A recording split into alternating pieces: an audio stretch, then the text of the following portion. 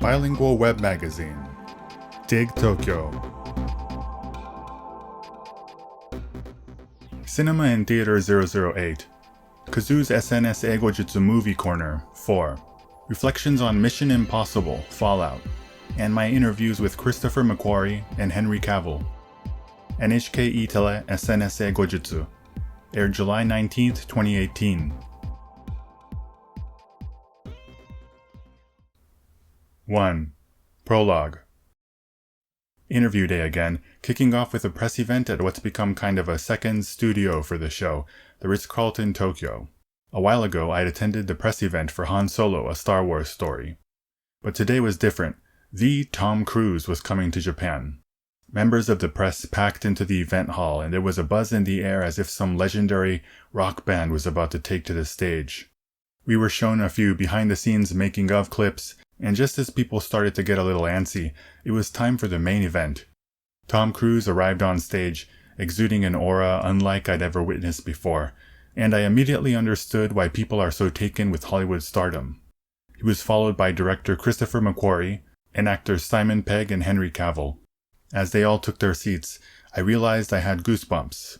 Who would have thought that a California native who graduated from an LA university would get to see a star of Tom Cruise's caliber in the flesh for the first time in Japan? Ostensibly, the event had an MC that was moderating the proceedings, but it was clear Tom Cruise was running this show.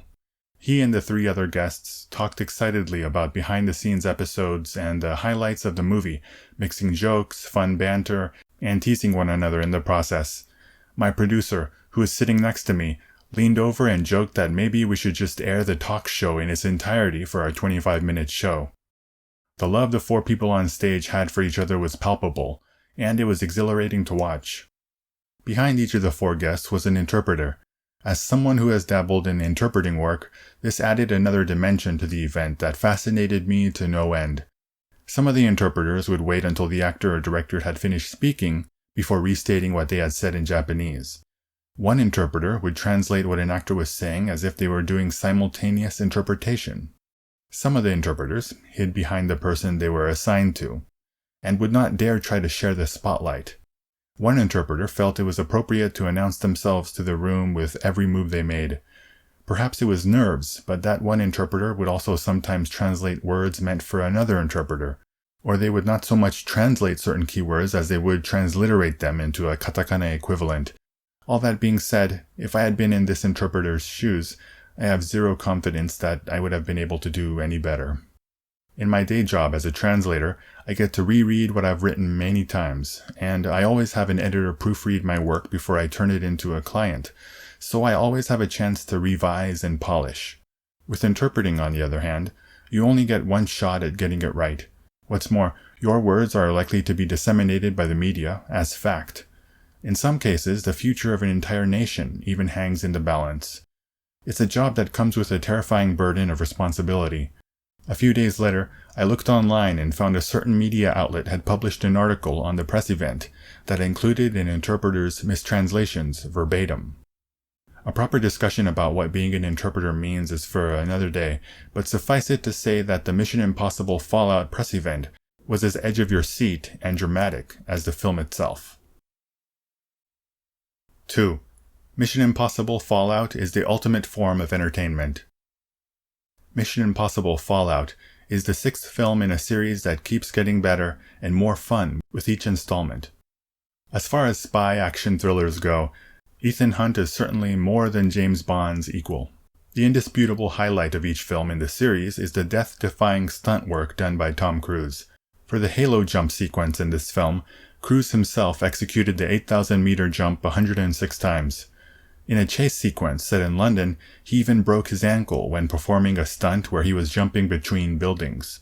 But even accidents like these have become a more effective promotional campaign than any advertisement could be. With Cruise constantly outdoing himself with each film, it's clear that the next one has to involve him actually going into space. There are, however, those who are more skeptical. These people wonder whether Tom Cruise is good or bad for cinema. For one, stunt work in these films is so real that some viewers are likely to assume it must have been the product of computer graphics, in which case they argue, why not have it be CGI to begin with?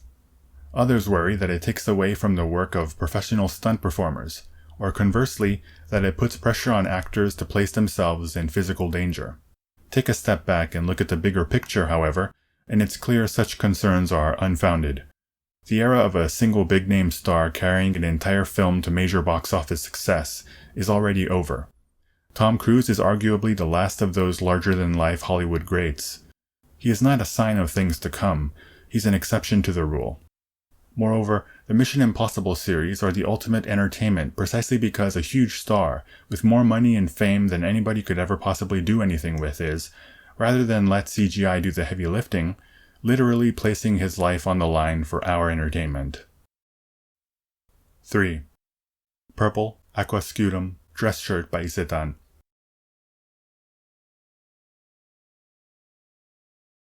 4. Necktie by Ralph Lauren. 5. Purple Socks by Tabio. 6.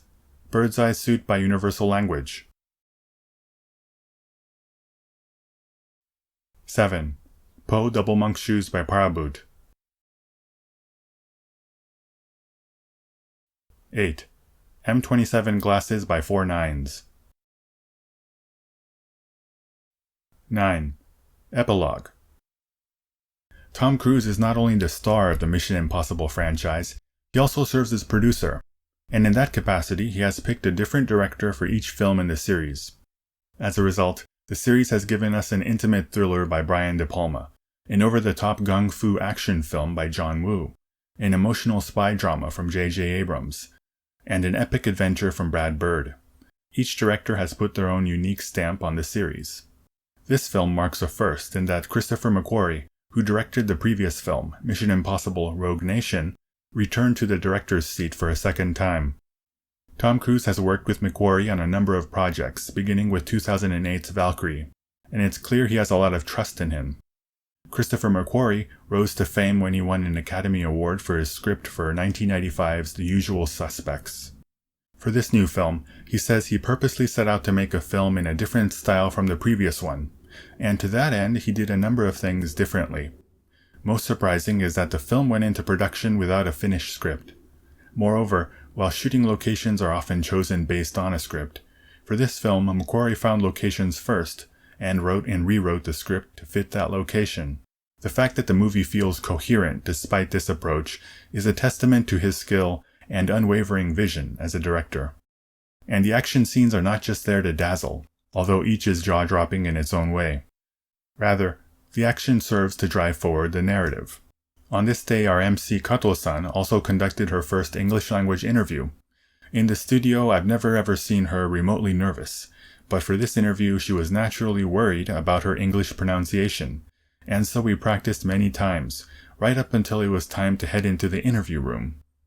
In Mission Impossible Fallout, Henry Cavill plays a brusque CIA agent, but in person the man is the very definition of a respectable British gentleman.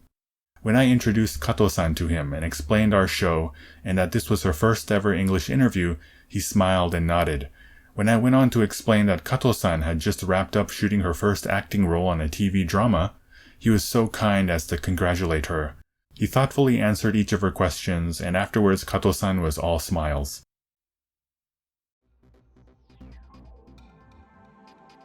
Cinema and Theater 008. KAZOO's SNS Eigojutsu Movie Corner 4. Reflections on Mission Impossible Fallout, and my interviews with Christopher McQuarrie and Henry Cavill. NHK E-Tele SNS Eigojutsu. Aired July 19, 2018.